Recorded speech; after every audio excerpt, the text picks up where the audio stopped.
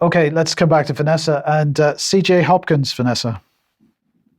Yes, so C.J. Hopkins, many people might already know him, of course, an American satirist and author based in Germany who authored The Rise of the New Normal Reich in relation to COVID measures, particularly in German, but I think also globally. I haven't read it yet. He's now facing a fairly extended court case because on the original cover of the book, he showed a swastika. Well, you can't just see it on that graphic. If we can just put it back on. Yeah, you can just about see it on the mask on the front cover of the book. So let's see what happened to him after that. So this is taken from his fundraiser, Just When You Have Thought Things Couldn't Get Any Crazier. American playwright and humorist C.J. Hopkins has been sent a punishment order by a German judge offering him a Sophie's choice of 60 days in jail or 3,600 euros. His crime, as we mentioned, essentially insulting the German health minister in a tweet and using a scarcely visible image of a swastika on a mask in a book critical of the global pandemic response, book that we showed you. He was first accused of this crime in June, shortly after Roger Waters was placed under investigation for wearing his clearly satirical pink costume in a stage performance in Berlin. Then moving on, you can see what CJ writes himself about the whole procedure in his Substack. The Germans are putting me on trial for thought crimes. The Berlin District Court has issued a so-called penalty order or order of punishment in which I'm advised that I'm now officially a criminal in Germany for tweeting 2 tweets. According to my attorney, a trial which will now be scheduled, at which my attorney will argue the case before the judge that just issued the order of punishment. At this trial, the judge will listen attentively to the arguments my attorney has already made in writing, consider them carefully, and find me guilty again. Then the judge will reaffirm the order of punishment. Yes, go ahead and read that paragraph again. So I just wanted to point out that CJ has a fundraiser up and running. He's going to contest the ruling instead of either paying the 3,600 or going to jail. So he's raising the money to basically contest the case. I mean, we're going to be seeing many more of these, but it's complete. Well, yes. It lives up to the title of the book, let's say. Indeed. Okay, thank you for that.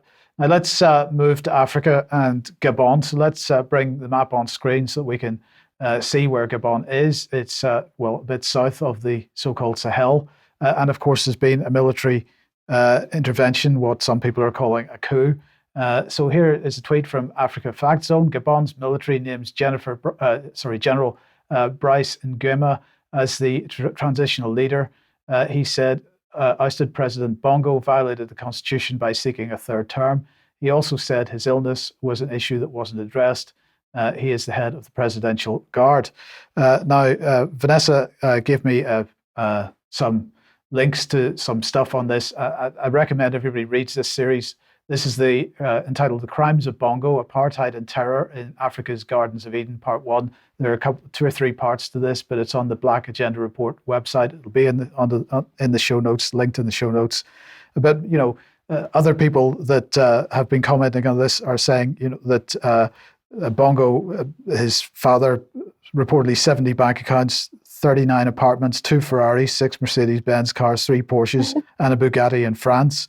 And then another comment was 55 years the Bongo family has been protected by the West as their country was looted and the population kept in poverty. And that certainly seems to be the case. Now, what's been the British response? Let's have a look at Andrew Mitchell here. The UK condemns the unconstitutional military takeover of power in Gabon and calls for the restoration of the constitutional government. We acknowledge the concerns raised regarding the recent electoral process, including restrictions on media freedom, and urge all parties and citizens to commit to and follow legal and constitutional processes to resolve any electoral disputes. Well, Vanessa, we're both laughing, but of course, this is just disgraceful hypocrisy. It's hypocrisy which is so appalling that what can we do but laugh at it? It is laughable, albeit very serious. Do you have any thoughts on this, Vanessa, before we just move on to why I think this is what's going on here? Well, no, I mean, I think it's just another in the long line of military takeovers from capture governments to the colonialist powers, whether it's Britain or France or the United States. Gabon was also heavily hooked to the World Bank. Bongo had introduced partnership with the World Bank for some years.